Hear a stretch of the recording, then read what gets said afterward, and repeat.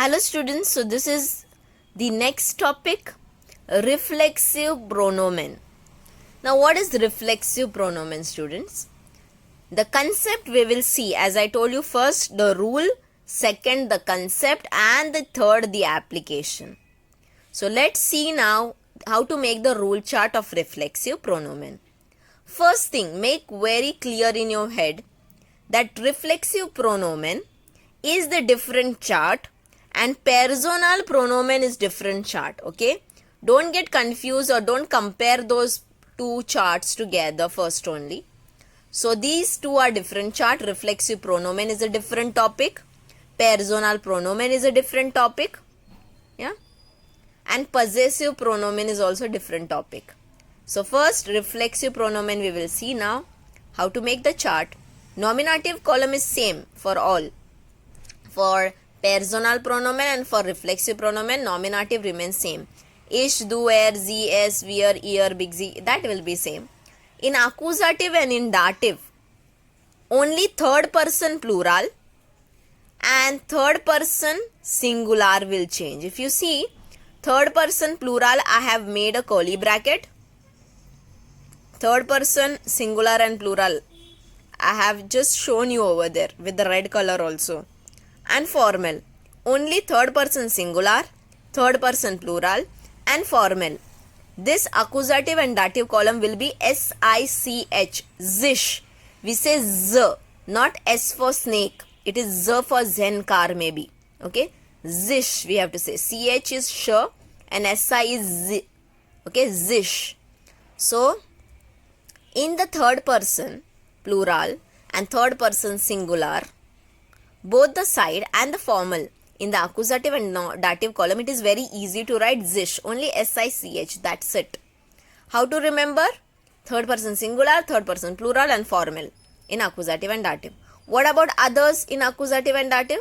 That will be looking same like your personal pronomen. Ish will be mish, mir, do will be dish, dear, where will be uns, ear will be oish, oish, that will remain same.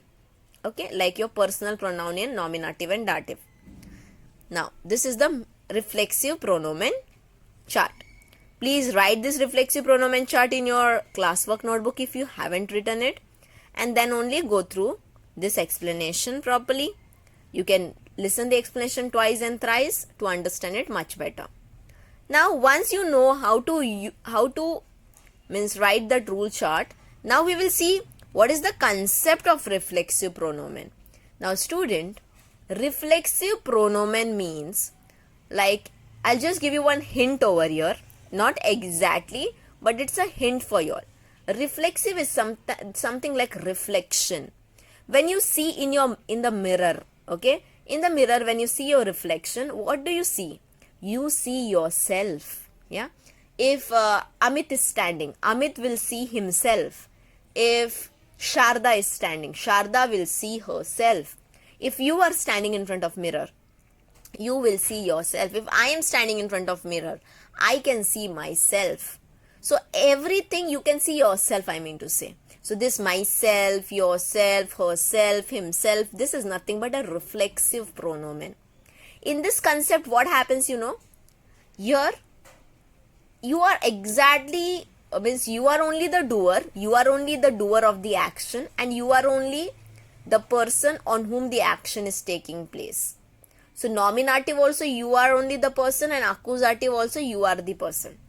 There are no two different personalities in the sentence. I'll show you according to example. Now this was just a concept. Reflexive means something which you yourself do. Okay, I'll show you in the example pattern. We are only going to concentrate now on nominative and accusative reflexive pronomen, students. So as you can see over here, I have given a heading also, reflexive, nominative and accusative only.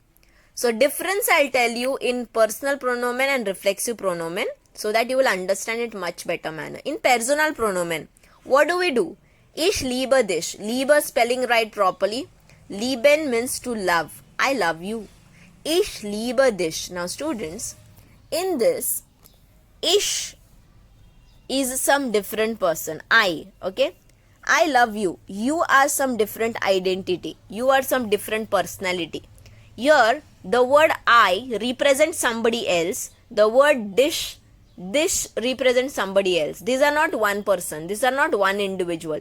ये एक ही लोग नहीं है. जैसे for example, अगर आपका नाम क्या है, अमित है. अगर आपका नाम अमित है, तो यहाँ पे इश भी अमित नहीं है और दिश भी अमित नहीं है. दोनों एक ही आदमी नहीं है.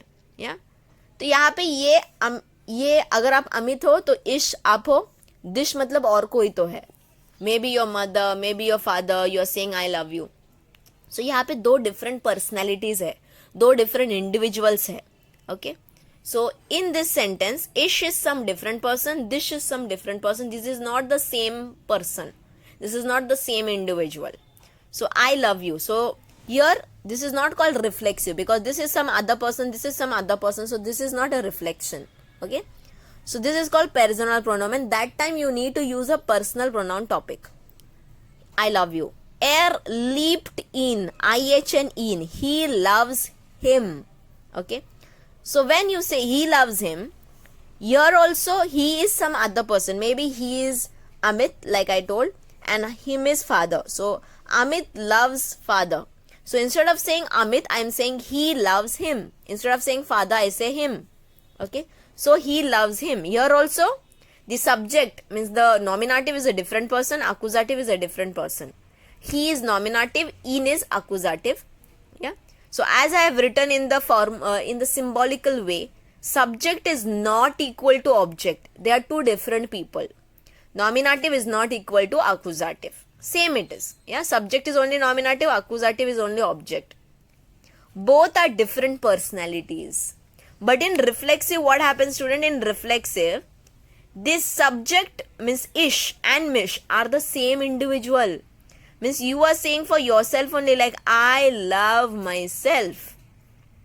I love myself. I love me. This is wrong actually. We say I love myself. Okay.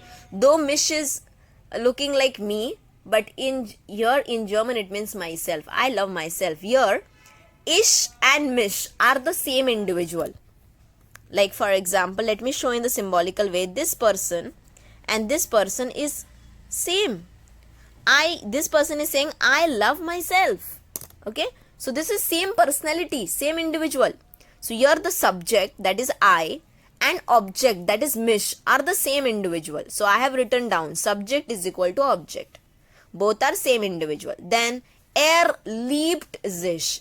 He loves himself. Okay. The meaning of this is leaped sich.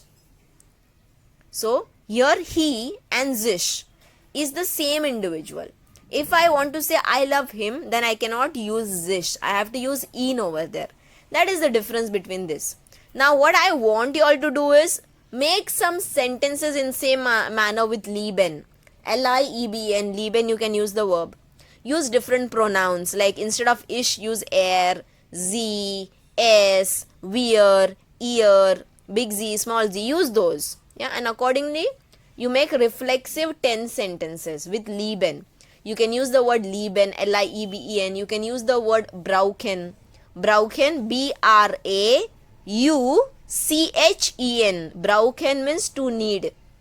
I need himself. I need myself. He needs himself.